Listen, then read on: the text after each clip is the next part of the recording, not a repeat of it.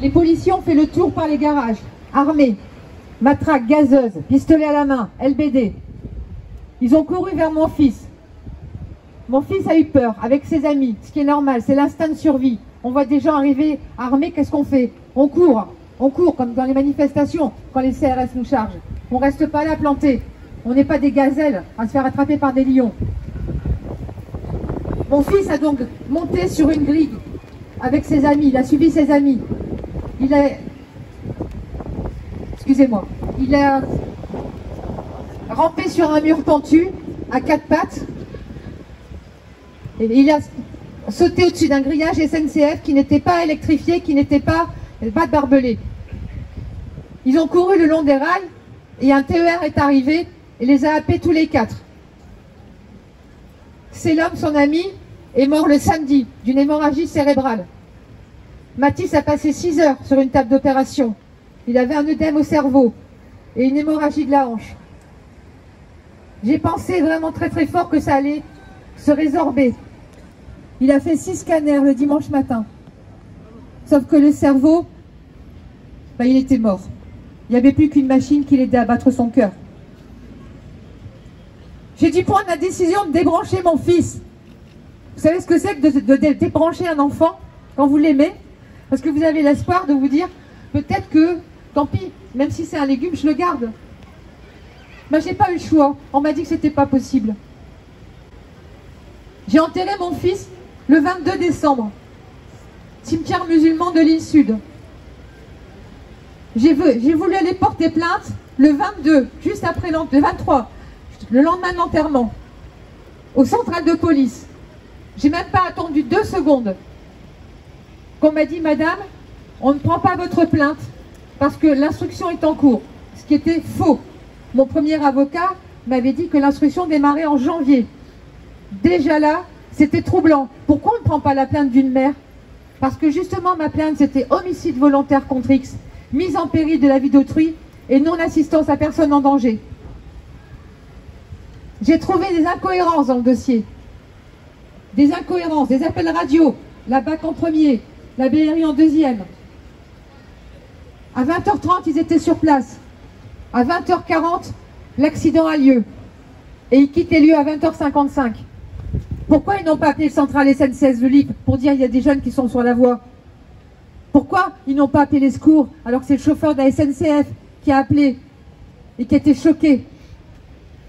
Ils ont mis 2 heures, les pompiers, à dégager les voies parce que c'était des buissons. Ils ont tout fait pour sauver mon fils. Et je remercie les pompiers et je leur dis chapeau et respect parce que mon grand-père était adjudant-chef pompier. Donc maintenant, moi, ce que je veux, ça fait la 5e juge d'instruction qui a pris mon dossier en cours.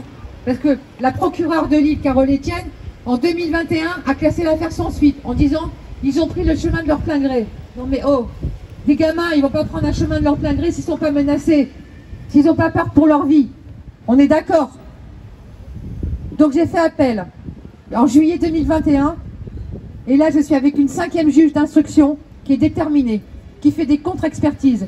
Et je remercie mon avocate Audrey Yankelevitz qui fait un travail fabuleux et formidable parce qu'elle me soutient, elle m'aide.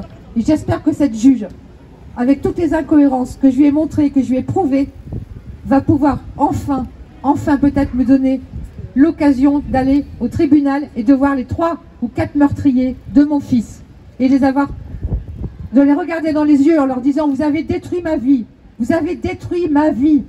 Moi, ma vie, c'est un mode survie. Je me bats pour lui là-haut. J'ai demandé qu'il ait du soleil aujourd'hui. Il m'a offert du soleil, mon fils, parce qu'il est toujours avec moi. Je continue à vivre à travers lui. Je continue à faire tout ce qu'il aurait voulu faire. Et je remercie Hugo Bernalici, qui m'a toujours soutenu, tout le temps, dans mes marches blanches. Partout, il était avec moi. Je te dis merci, Hugo, parce que tu es un vrai ami, franchement. Bravo. Et franchement, si je t'avais pas eu, notre première marche. Et tu te souviens, un jour, on était encerclés de CRS, on aurait dit la présidente de la République qui était entourée. Tu te souviens? On avait bien rigolé ce jour-là. Donc, il faut savoir que Bassamag a recensé 843 morts de 1977 à 2022. L'année de Mathis est mort, l'année de l'élection de M. Macron, 19 morts. En 21, 27. En 2022, 42. Et là, en 2023, à peu près une vingtaine encore. Ça va aller jusque où, ça? Moi, je demande le désarmement de la police.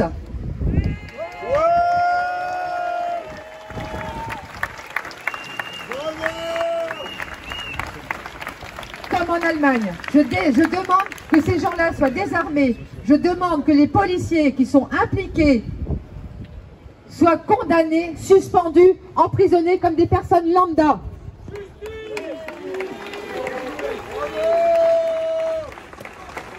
Et je parle au nom de toutes les familles, et il y en a beaucoup, nombreuses, des associations comme Gay Camara, comme Pierre en Normandie, comme Maëva, comme Steve, comme Adama Traoré, comme Théo, comme Zinel et Bouna, comme toutes ces personnes qui meurent, Boubacar, toutes ces personnes-là qui se battent, hein, parce qu'ils n'ont pas la même couleur de peau que ces messieurs de la police qui les jugent parfois trop, peut-être un peu trop délinquants, alors qu'ils ne sont pas délinquants. Ils ont peur, les jeunes ont peur de la police. Tout le monde maintenant a peur de la police.